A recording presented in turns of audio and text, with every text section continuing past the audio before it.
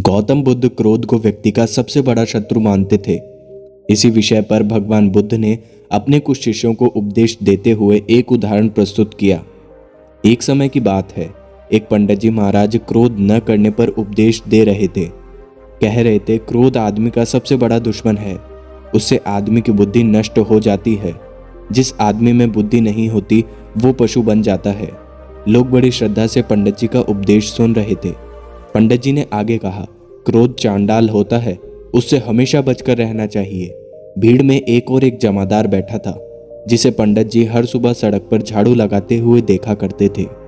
अपना उपदेश समाप्त करके जब पंडित जी जाने लगे तो जमादार भी हाथ जोड़कर खड़ा हो गया।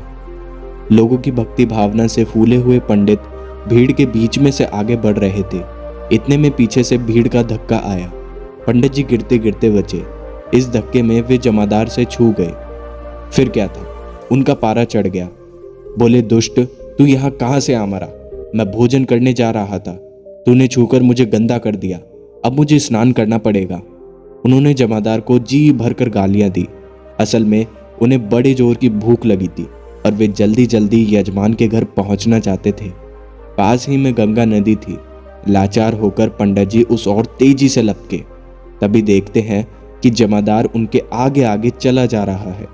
पंडित जी ने कड़क कर पूछा, क्यों रे जमादार के बच्चे, तू कहाँ जा रहा है?